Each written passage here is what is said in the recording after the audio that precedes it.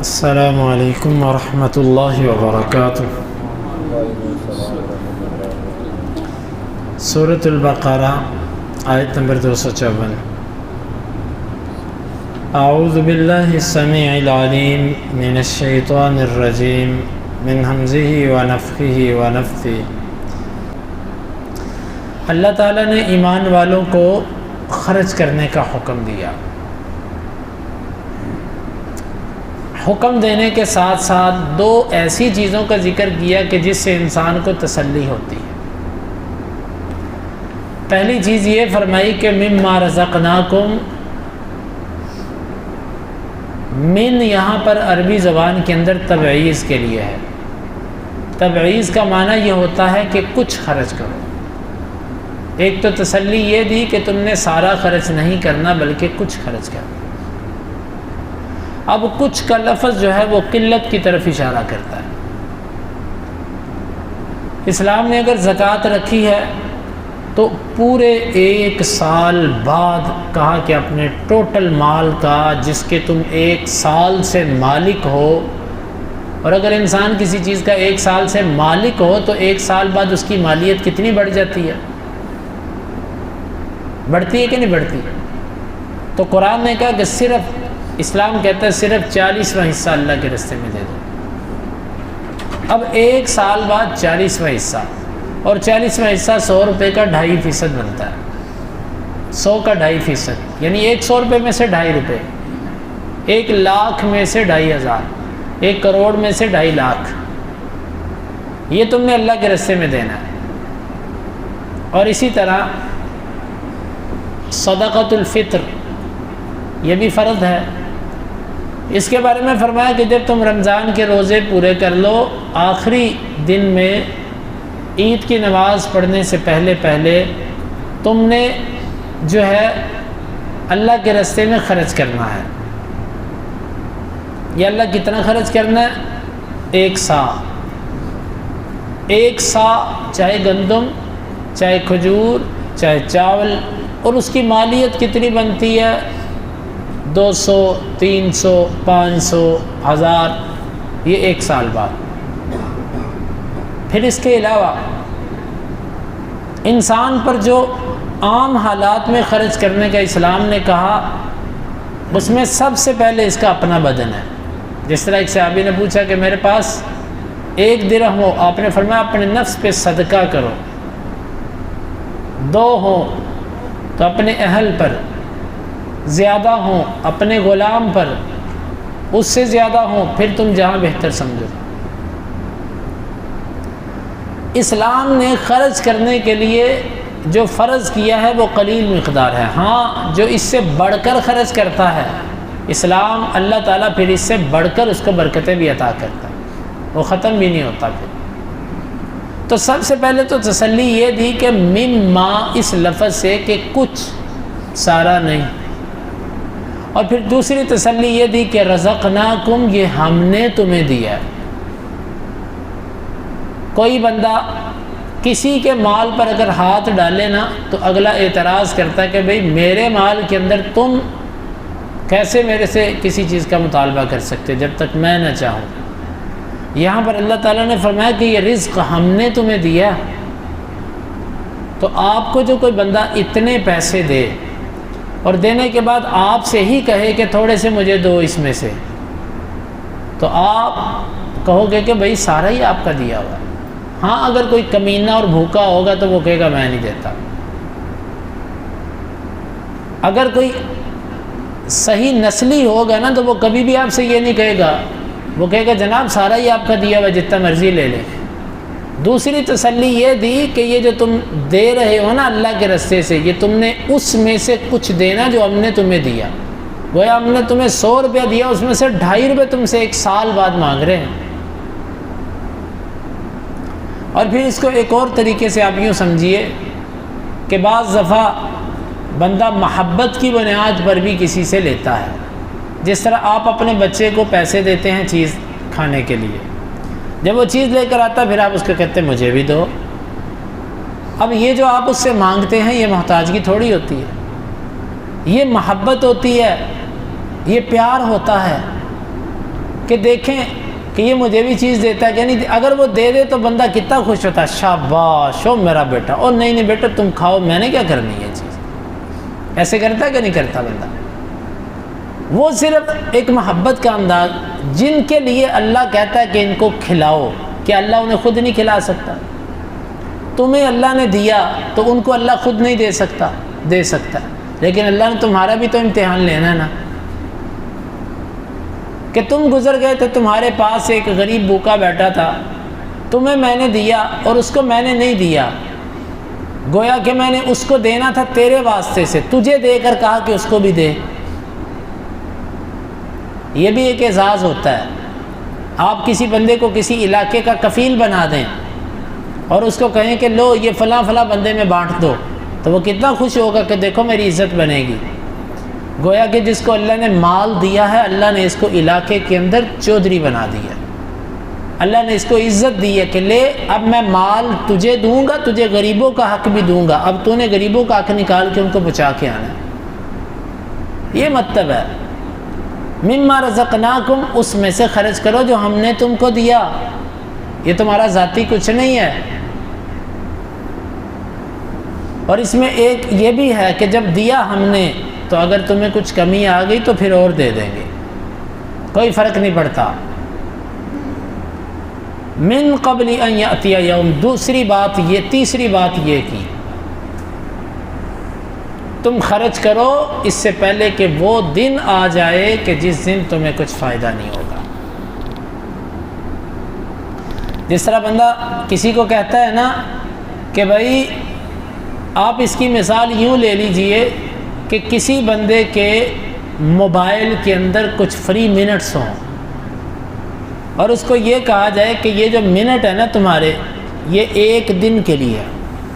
وہ پھر ایسے ہی کالیں کیے جاتا ہے کہ میں اپنے منٹ سارے استعمال کر لوں, اس کو میں ختم کر دوں کیونکہ مجھے ملے, کل یہ میرے لیے ضائع ہو جائیں گے. اب منٹس کی تو اتنی قدر ہے کہ اس کے پیچھے لگ کے بندہ اپنا وقت ضائع کرتا رہتا ہے, اپنا ٹائم ضائع کرتا ہے منٹوں کے پیچھے. لیکن اللہ نے جو مال دیا, انسان اپنے ہاتھ سے اپنی زندگی کے اندر جو خرچ کر گیا, یہی اس کا اصل ہے. یہاں پر یہ فرمایا کہ موت آنے سے پہلے پہلے خرچ کر لو, اور پتہ نہیں موت کب آ جائے, لہٰذا ہر وقت خرچ کرتے رہو, ہر وقت خرچ کرتے رہو. اور اصل بچا آپ کے پاس وہی ہے جو آپ نے خرچ کر دیا. جس طرح حدیث کے اندر آتا ہے, عائشہ رضی, ابو داود کی روایت ہے, عائشہ رضی اللہ عنہا کہتی ہیں کہ آپ نے پوچھا کہ کیا بنا بکری جو ذبح کی تھی؟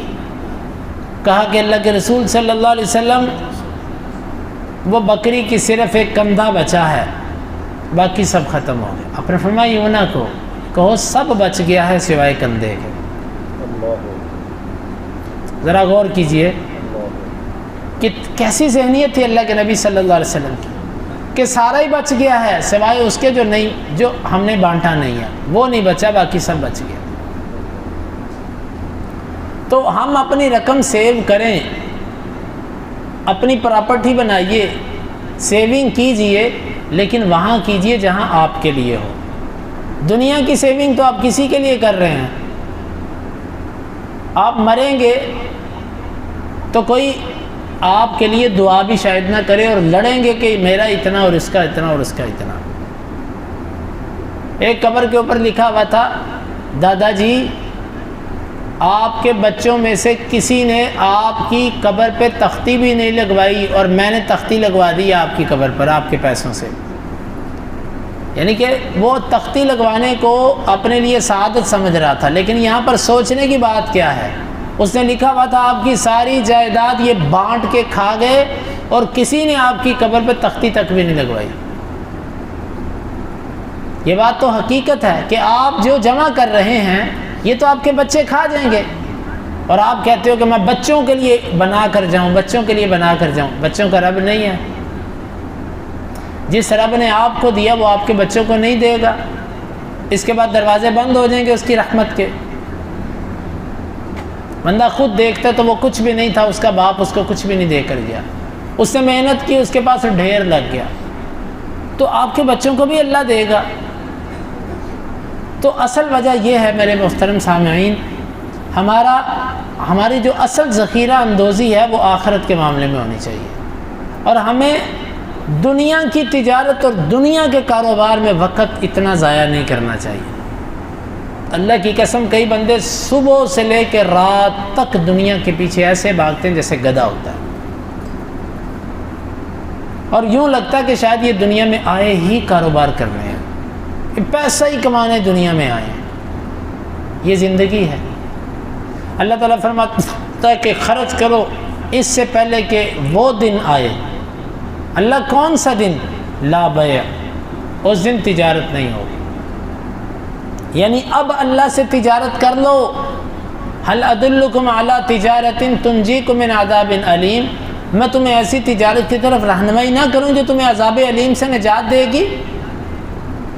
اللہ کے ساتھ تجارت کرو، قیامت کے دن یہ تجارت نہیں ہو سکے گی۔ وہ تجارت اللہ کے ساتھ کیا ہے؟ اللہ کے راستے میں خرچ کرو۔ اور اللہ کے ہاں بڑی بڑی تھدیاں نہیں چاہیے اللہ کو۔ اللہ تو تمہارا مال دیکھتا ہی نہیں، اللہ تو تمہارے دل کے اندر تمہارے سینے کے اندر دھڑکنے والا ایک چھوٹا سا دل ہے جس کو دیکھتا ہے۔ تم ایک کھجور بھی خرچ کرتے ہو، اس نے دیکھنا کہ اس نے دیا کس طریقے سے۔ ایک بندہ، ایک ساتھی مجھے کہتا، میں نے اس سے کہا کہ تم اپنے فلاں عزیز کے گھر نہیں جاتے؟ وہ آگے سے مجھے کہتا کہ جی میں نہیں جاتا۔ میں نے کہا کیا وجہ ہے؟ کہتا ہے کہ جی وہ بہت بڑے لوگ ہیں، مالدار لوگ ہیں، ہم ان کے گھر پہ جاتے ہیں نا، وہ ہمارے آگے بڑا عمدہ قسم کا کھانا رکھتے ہیں، سب کچھ، لیکن سیدھے منہ ہم سے بات نہیں کرتے۔ تو کیا عزت ہوئی انسان کی؟ ایسے کھانے سے کیا ملتا ہے انسان؟ آپ سوچیں کتنا انہوں نے ان کے سامنے بہترین کھانا رکھا، لیکن خوش دلی سے نہیں رکھا، اور مہمان اس چیز کو بھانپ گیا، اور وہ کہتا ہے کہ یار ان کے گھر میں نہیں جاؤں گا۔ اور ایک بندہ، آپ کسی کے گھر پہ جاتے ہیں، وہ خوشی خوشی آپ کے لیے دال گھر پہ پکی، کہتا ہے یار جو میرے گھر پہ تھا میں وہ لے آیا ہوں، جو میری توفیق تھی میں نے آپ کے لیے پکا دیا، اور آپ کو خوش اسلوبی کے ساتھ وہ کھلاتا ہے، تو واللہ آپ اس سے خوش ہو جائیں گے۔ شاید یہ میں نے پہلے بھی ایک دو دفعہ بات کہی ہے، میں پھر کہتا ہوں، ایک بندے نے مجھے دعوت دی تھی، میں کسی جگہ پر تھا، اور دعوت اس نے اس طرح دی تھی کہ ہم گزر رہے تھے اور وہ اپنے گھر کے باہر کھڑا تھا، اور وہ کہتا کہ آؤ کھانے کا ٹائم ہے، آپ میرے ساتھ کھانا کھاؤ۔ ہم نے کہا نہیں، وہ ہمیں زبردستی لے گیا پکڑ کے، اور اس نے بٹھا کر ہمیں کھلایا کیا، اس کے گھر پہ صرف آلو پکے تھے، شوربے والے، پانی میں اس نے آلو پکائے تھے۔ اور یہ میرا اللہ جانتا ہے کہ کتاب اللہ سامنے ہے، اور میں مسجد میں کس مسند پہ بیٹھا ہوں، جو لذت اس کے اس سالن میں تھی نا، شاید وہ بڑی بڑی ڈشوں کے اندر آج تک محسوس نہیں ہوئی۔ صرف آلو تھے اور کچھ نہیں تھا، یا پانی تھا، اور پانی میں آپ کو بتاؤں کہ اس نے ہمیں کس برتن کے اندر پلایا، کہ اس کے گھر میں کیا برتن تھا، لیکن اس کا اخلاص آج تک نہیں بھولتا۔ اللہ تعالیٰ کے ہاں آپ جب خرچ کرتے ہو نا، تو وہ یہ نہیں دیکھتا کہ اس نے خرچ کتنا کیا، وہ یہ دیکھتا کہ اس نے کس انداز سے خرچ کیا۔ ایک بندہ کہتا ہے اللہ بھی سال آ گئی ہوں دینی پینی ہوں زکوٰۃ، ہم کٹنے پینے نے۔ اللہ کہتا میں جانتا ہوں تیرے دل کو۔ اور ایک بندہ خوشی خوشی سے، یا اللہ شکر موقع آیا مال کو پاک کرنے کا، یہ تو میرا حق تھا، لیکن یا اللہ تو نے مجھے جو اتنی برکت دی، ابھی میں اس کا حصہ بھی نکالوں گا، اب یہ بھی کروں گا، یہ بھی کروں گا، یہ بھی۔ اللہ تعالیٰ دیکھتا ہے کہ اس کی خوشی کتنی ہے۔ تو اللہ سے تجارت کرو، جب قیامت آ گئی لا بیع، اس میں بیع نہیں ہوگی، تجارت نہیں ہو سکے گی، ولا خلہ، اور نہ دوستی۔ دنیا کے اندر بندہ کسی قیدی کو چھڑانے کے لیے یا تو پیسہ لگاتا ہے، اللہ نے کہا لا بیع، یا بندہ اپنے سورسز اور دوستیاں استعمال کرتا ہے، اللہ فرماتا ہے ولا خلہ، کوئی دوستی نہیں رہے گی وہاں پر کسی کی۔ اور تیسری صورت یہ ہوتی ہے دوست بھی کام نہیں آئے، لیکن چلو سفارش چل گئی، ولا شفاعہ، نہ سفارش یعنی اللہ کی مرضی کے بغیر سفارش نہیں ہے۔ یہ تین واسطے تھے، یہ تینوں ختم ہو گئے۔ تو اس لیے دنیا میں خرچ کر جاؤ، اپنے ہاتھ سے خرچ کر جاؤ۔ دیکھو اگر انسان کی نیت ہونا تو ایک متوسط درجے کا تاجر اللہ کا گھر ایک بنا سکتا ہے، لیکن یہ جس کو توفیق ملتی ہے وہی بناتا ہے۔ ایک اکیلا بندہ زندگی میں اپنے گھر پہ کتنے کروڑ لگاتا ہے؟ کیونکہ اس کی توجہ گھر پہ ہوتی ہے۔ اگر اس کی یہ نیت ہونا کہ میں نے ایک اللہ کا اپنی زندگی میں گھر بنانا اپنی کمائی سے، تو یہ اس کے لیے مشکل نہیں ہے، لیکن اس کی ادھر ترجیح نہیں ہوتی۔ اس کی ترجیح ہوتی ہے گھر کا پتھر، گھر کی ڈیزائننگ، گھر کی چمک دمک، گھر کی ڈیکوریشن اور گاڑی، اور پھر کاروبار کو 2 سے ضرب دو، 4 سے ضرب دو، 10 سے ضرب دو۔ کم از کم ایک متوسط درجے کا تاجر بھی اگر یہ عزم کر لے نا، بلکہ غریب آدمی بھی عزم کر لے میں نے اپنی کمائی سے اللہ کا گھر ایک بنا کے جانا ہے تاکہ میں دنیا سے چلا جاؤں تا قیامت وہ اللہ کا گھر آباد رہے، ایک مسجد تو وہ بنا سکتا ہے۔ ایک انسان، ایک تاجر آدمی آج کے دور میں 500 روپیہ 1000 روپیہ ایک سائڈ پہ کرنا ایک دن کا کچھ مشکل نہیں ہے، اور اگر آپ ایک سال کے اندر 3 لاکھ روپے بھی اکٹھا کرتے ہیں تو 10 سالوں کے اندر آپ نے 30 لاکھ، اور 20 سالوں کے اندر آپ نے 60 لاکھ، اور 30 سالوں کے اندر یعنی 1 کروڑ تک آپ پہنچ جائیں گے۔ تو اللہ یہ تو نہیں کہتا کہ اتنی بڑی اتنے کنالوں کے اندر مسجد بنا کے ہو، کمفحص قطاط، حدیث کے اندر آتا ہے چڑیا کے گھونسلے کے برابر۔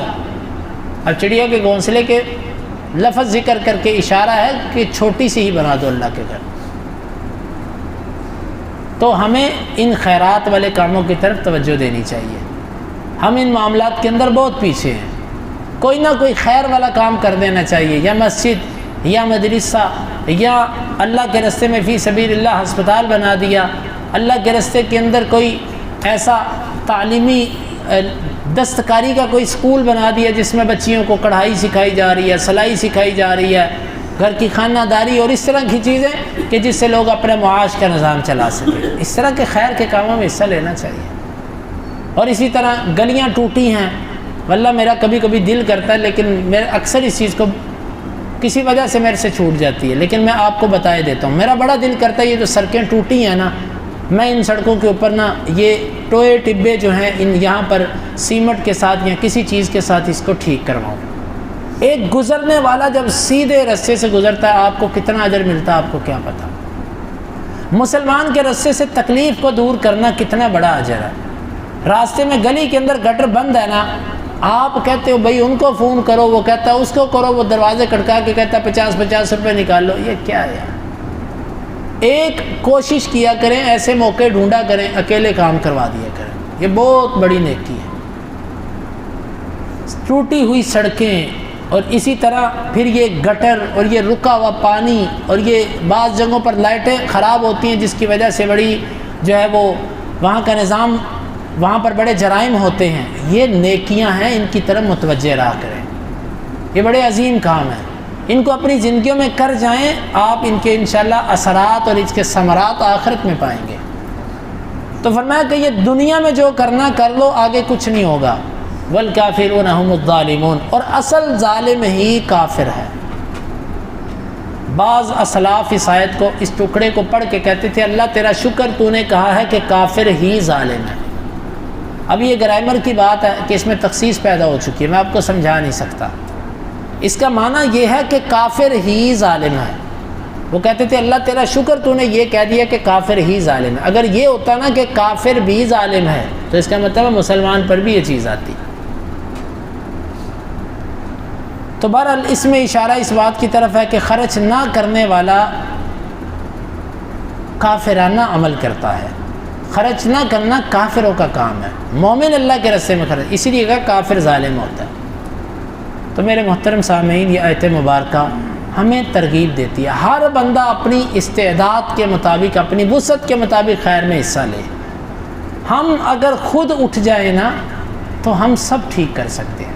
اصل مسئلہ یہ ہے کہ ہم کہتے ہیں کہ سب کچھ حکومت کرے، ہم جب دوسروں کی جیبوں کو دیکھتے ہیں کہ یہ نیکی یہ کرے، یہ نیکی یہ کرے، وہ کوئی بھی نہیں کرتا، آ جا کے ہم سب اس کی تکلیف بھگتتے ہیں۔ اللہ تعالیٰ سے دعا ہے اللہ تعالیٰ ہمیں اس آیت مبارکہ کو سمجھنے کی اور عمل کی توفیق عطا فرمائے۔